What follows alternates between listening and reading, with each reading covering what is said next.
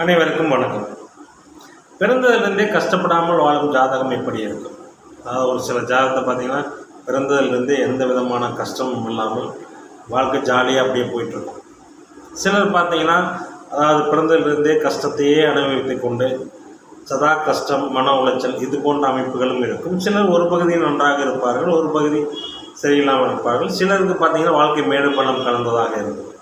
இந்த அமைப்பில் கஷ்டமே இல்லாத ஒரு ஜாதகர் நல்லா இருக்காருன்னு சொன்னால் அவருக்கு லக்னம் லக்னாதிபதி வலுத்திருக்கணும்.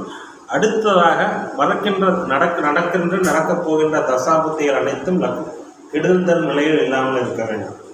இதுதான் இந்த ஜாதகத்தினுடைய அடிப்படை அமைப்பு. அடுத்தடுத்து வரும் தசாபுத்திகள் நன்றாக இருக்க வேண்டும். என்னதான் லக்னம் லக்னாதிபதி வலுத்திருந்தாலும் தசாபுத்திகள் நன்றாக இருந்தால்தான் ஜாதகருக்கு நல்ல பலன்கள் நடக்கும், கெடுபலன்கள் நடக்காது. லக்னம் லக்னாதிபதி அதாவது ஒரு ஜாதகத்தின் அடிப்படை தரத்தை அமைத்துக் கொடுக்கிறதே தவிர மற்றபடி ஒரு ஜாதகர் எந்த அளவுக்கு முன்னேறுவார், எந்த அளவுக்கு கஷ்டங்கள் இல்லாமல் வாழ்வார் என்பதை அடுத்தடுத்து வரும் தசாபுத்திகள் தான் தீர்மானிக்கும். இந்த மாதிரியான அமைப்பில் கஷ்டமே படாமல் ஓரளவுக்கு நிம்மதியான வாழ்க்கை வாழ்ந்து கொண்டிருக்கும் ஜாதகம் எப்படி இருக்கும் என்பதற்காக இந்த உதாரண ஜாதகத்தை நான் படிக்கிறோம். இந்த ஜாதகம் பிறந்தது பார்த்திங்கன்னா 6/1/1988 7:30 PM அளவில் பிறந்திருக்காங்க. கடக லக்கணம், கடகராசி, ஆயில்ய நட்சத்திரம். லக்கணத்திலே சந்திரன் ஆட்சி பெற்றிருக்கிறார். 3ஆம் வீட்டில் கேது, 5ஆம் வீட்டில் செவ்வாய், 6ஆம் வீட்டில் சூரியன் சனி, 7ஆம் வீட்டில் புதன் சுக்கிரன், 9ஆம் வீட்டில் குரு ராகு. இந்த ஜாதகத்தில் பார்த்தீங்கன்னா லக்னாதிபதி சந்திரனே வளர்பிறை திரு ஆட்சியாகி லக்கணத்தை வலுவாக இருக்கிறார். லக்கணத்தை குருவும் பார்க்கிறார், லக்கணத்தை புதன் சுக்கிரன் இருவரும் பார்க்கிறார்கள். அதாவது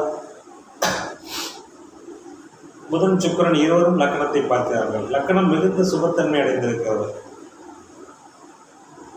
அங்கே சந்திரனுடன் குரு உச்சமாக இருந்திருந்தால்தான் அதீத சுபத்துவமாகி லக்கணம் கெட்டு இருக்கும். இங்கே அப்படி இல்லை. குரு தனது திரிகோண பார்வையால் சந்திரனை பார்க்கிறார், சுக்கிரனும் பார்க்கிறார். இந்த அமைப்பில் இந்த ஜாதகத்துக்கு பார்த்தீங்கன்னா, இந்த ஜாதகம் பிறந்ததிலிருந்தே பெரிய கஷ்டங்கள் எதுவும் இல்லை. அப்படியே வாழ்க்கை ஓரளவுக்கு நல்லாவே போயிட்டு இருக்கு. இது சொன்னால் தான் கேட்டால் உங்களுக்கு ஒன்றும் கஷ்டங்கள் இல்லை.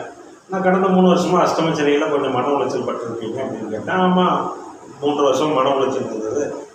ஐடி கம்பெனி தான் ஒர்க் பண்ணுறீங்கன்னா? ஆமாம், ஐடி கம்பெனி தான் ஒர்க் பண்ணுறேன். தொழில் தொடங்கும் எண்ணம் உங்களுக்கு இருக்குமே இருக்குங்க? ஆமாம், தொழில் தொடங்கும் எண்ணம் இருக்கிறது. லக்னாதிபதி வலுத்தவர்கள் சுய தொழில்களில் சற்று ஆர்வம் காட்டுவார்கள். மற்ற ஜாதகரை விட லக்னாதிபதி வலுத்த ஜாதகர் அவர்களுக்கு தன் சுய உழைப்பில் முன்னேற வேண்டும் என்ற எண்ணம் இருக்கும்.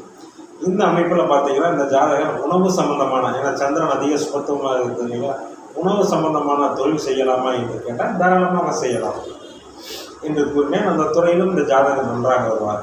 சரி, இந்த ஜாதகர் சிரமமே படாமல் இருக்க காரணம் என்ன? ஆரம்பத்திலேயே சந்திர கேந்திரத்தில் இருந்த புதன் திசை, நல்லா கல்வி கற்றிருப்பார். அடுத்தது கேது திசை, குருவின் பார்வையில் இருக்கிற கேது திசை, கன்னியா கேது, ரொம்ப விசேஷமான கேது. அடுத்தது பார்த்திங்கன்னா, இப்போ நடந்து கொண்டு இருக்கிறது சுக்கிர தசை, முடிய போகுது. ஒரு 4 வருஷம் முடிய போகுது. அதாவது நட்பு வீட்டில் இருக்கும் சுக்கிர தசை, சந்திர கேந்திரத்தில் இருக்கும் சுக்கிர தசை. அடுத்து வர இருக்கிறது சூரிய திசை. இங்கே சூரியன் சனியுடன் இணைவது போல் தோன்றினாலும் சூரியன் சனியை விட்டு பார்த்திங்கன்னா 19 டிகிரி விலகி இருக்கார். சூரியனுக்கு வீடு கொடுத்த குரு ஆட்சியாக இருக்கிறார். எனவே சூரிய திசையும் நன்றாகவே இருக்கிறது. அடுத்தது சந்திர தசை, லக்னாதிபதி திசை, ரொம்ப யோகமான திசை. அடுத்தது பார்த்திங்கன்னா செவ்வாய் திசை, அது குருவின் பார்வையில் பெற்ற செவ்வாய் திசை. எனவே வாழ்நாள் முழுக்க கெடுபலன்களே தரவிடாமல் தசைகள் இந்த ஜாதகருக்கு நடந்து கொண்டு இருக்கிறார். இந்த ஜாதகருடைய வாழ்க்கையும் முன்னேற்றமாகவே சென்று கொண்டிருக்கிறது. 7ஆம் அதிபதி 6இல் மறைந்தாலும் 7இல் 2 சுபகிரகங்கள் 7ஆம் வீட்டை வளர்பிறை சந்திரன் பார்ப்பதும் 7ஆம் அதிபதிக்கு வீடு கொடுத்த குரு ஆட்சியாக இருக்கிறோம். நல்ல கணவர் அமைந்திருப்பார். நல்ல கணவர், நல்ல சம்பாதிக்கக்கூடிய கணவர் அமைந்திருப்பார். 5ஆம் பாவக அதிபதி செவ்வாய் 5ஆம் இடத்திலே ஆட்சி பெறக்கூடாது என்றாலும், பாவர்கள் திரிகோணாதிபதியாகி அந்த ஸ்தானத்திலே ஆட்சி பெறக்கூடாது என்றாலும், குருவின் திரிகோண பார்வையில் செவ்வாய் இருப்பதால் அந்த செவ்வாய் திசையும் மிக மேன்மையான பலன்களையே செய்யும். இந்த ஜாதகத்தில் பார்த்தீங்கன்னா, அதாவது 3 கிரகங்கள் லக்னாதிபதியும் லக்னத்துக்கு ராஜயோகாதிபதிகளான செவ்வாயும் பாக்கியாதிபதியான குருவும் ஆட்சி பெற்றிருக்கிறது ஒரு உன்னதமான அமைப்பு. எனவே இந்த ஜாதகர் வாழ்நிலையில் கஷ்டங்களையே அனுபவிக்காத வாழ்க்கை ஒரே சீராக சென்று கொண்டிருக்கின்ற ஒரு ஜாதகம். எனவே ஒரு ஜாதகத்தில் பார்த்தீங்கன்னா, லக்னாதிபதி வடுத்து பாபத்துவமான தசைகள் எதுவும் நடைமுறைக்கு வராமல் யோக திசைகளே அல்லது சுபத்துவமான திசைகளே நடைபெறும் பொழுது அந்த ஜாதகர் வாழ்க்கையில் எந்த விதமான கஷ்டங்களையும் அனுபவிக்காமல் வாழ்க்கை நன்றாக இருக்கும். நல்ல குழந்தைகள், நல்ல கணவர், நல்ல மன வாழ்க்கை, நல்ல வேலை, நல்ல தொழில் செய்ய போகின்ற அமைப்புடன் இந்த ஜாதகம் வாழ்நாளில் எந்த விதமான பெரிய கஷ்டங்களையும் அனுபவிக்க வேண்டாம். ஏன்னா இது மாதிரியான அமைப்புகள் பார்த்தீங்கன்னா அடிப்படையிலேயே இந்த ஜாதகம் ஒரு நல்ல குடும்பத்தில் பிறந்திருப்பார், நல்ல பின்னணி இருந்திருக்கும். ஏனென்றால் சந்திரனும் குருவும் நன்றாக இருக்கிறார்கள். சந்திரனும் குருவும் 9ஆம் வீட்டிலேயே ஆட்சி பெற்றிருக்கிறார். சந்திரன் தாய்க்காரனான சந்திரனும் ஆட்சி பெற்றிருக்கிறார். சூரியனும் 9ஆம் இடமும் 4ஆம் இடத்தில் சுக்கிரன் சந்திர கேந்திரத்தில் இருக்கிறார். 4, 9 கூடியவர்கள் சூரிய சந்திரர்கள் எல்லாம் வளர்த்திருக்கும் நிலையில் இவருடைய தாய் தந்தையரை ஓரளவு நன்றாக சம்பாதித்து இந்த ஜாதகத்துக்கு வேண்டிய அடிப்படை வசதிகளை செய்து கொடுத்திருப்பார்கள். தற்போது தற்சமயம் பார்த்தீங்கன்னா அடுத்தடுத்து யோக திசைகள் வருவதால் இந்த ஜாதகத்துக்கு சிரமம் என்ற தெரியாமல் வாழ்க்கையில் நல்ல முன்னேற்றத்தை காணக்கூடிய ஒரு அமைப்புள்ள ஜாதகம்.